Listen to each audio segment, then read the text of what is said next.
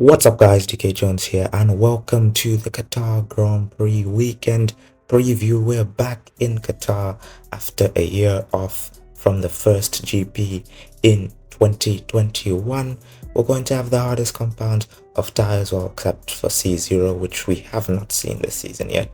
C1, C2 and C3, 308.611 kilometers over 57 laps. And last time here was of course the inaugural Grand Prix where Hamilton won ahead of Verstappen and Alonso on the podium. In terms of the weather, it is the Middle East, so slightly predictable. No rain should be expected for this weekend. Drivers' Championship going into Qatar, we have two drivers on 0 points, Daniel Ricciardo and Logan Sargent, whilst Yuki Tsunoda and Liam Lawson are on 2 points. Kevin Magnussen on 3 behind Zhou Guanyu and Valtteri Bottas. Nico Hülkenberg up in 14th position with Alex Albon up in 13th, and then you have the two Alpines above him with Gasly ahead of Esteban Ocon.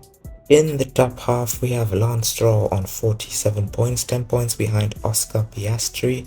Then you have George Russell behind his fellow Brit Lando Norris.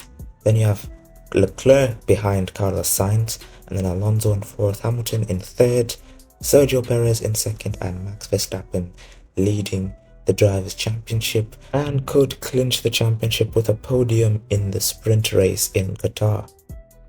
Constructors' Championship, we have AlphaTauri on 4 points at the bottom behind Alfa Romeo, who are 2 points behind Haas F1 team.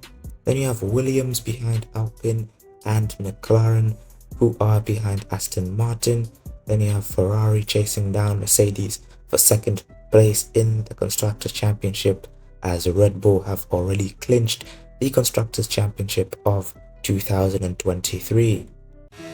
Hotlap of the Qatar Grand Prix, what was famously a MotoGP track, now has its place on the Formula 1 calendar.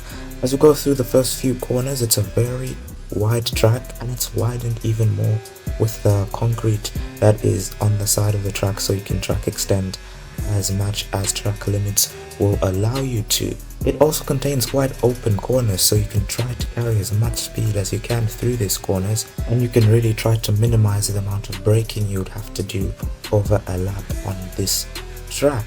The first race here of course was in 2021, and the track distance is a 5.419 kilometers. As you can see here, just picking out the racing line that results in the most speed being generated and the least amount of track being used, in order to of course generate a much faster lap time.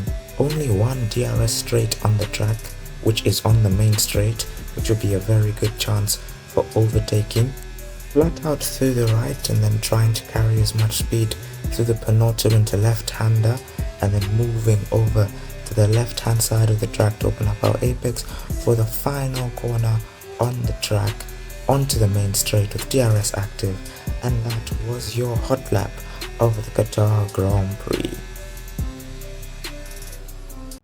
Qualifying predictions for the Qatar Grand Prix, and it's been 2 years since we've been here, so we don't really know who would have the advantage on this track, but we have a bit of an idea because Red Bull have had the advantage at most tracks this season. I have Max Verstappen to get pole ahead of the two McLarens. Then you have Carlos Sainz in 4th and Alonso in 5th. Then Perez ahead of Hamilton and Leclerc, with Russell in 9th and Pierre Gasly in 10th.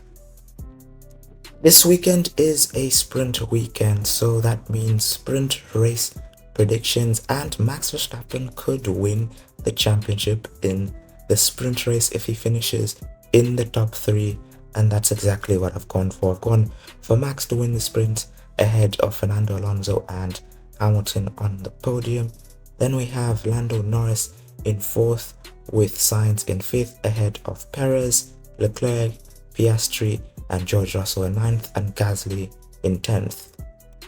Race predictions for the Qatar Grand Prix, and I do not know what to expect from this race. It could be an absolute banger or a stale boring race, but I've gone for a Verstappen win ahead of Hamilton and Leclerc on the podium. Carlos Sainz finishing in 4th position, with Perez getting driver of the day for some sort of comeback drive, of course.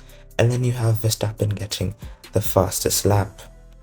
Weekend schedule for the Qatar Grand Prix. On Friday, we're going to have FP1 at 16:30 to 17:30 and qualifying at 20 to 21. On Saturday, we have the sprint shootout from 16 to 16:44 and the sprint race at 20:30 to 21:30. And on Sunday is the race at 20. Now, these are track times in Lusail, Qatar, so you're gonna have to find out what times these are where you are. But if you have enjoyed the video, make sure to like, subscribe, and leave your predictions down in the comment section below. And from me, GK Jones, I'll see you next time.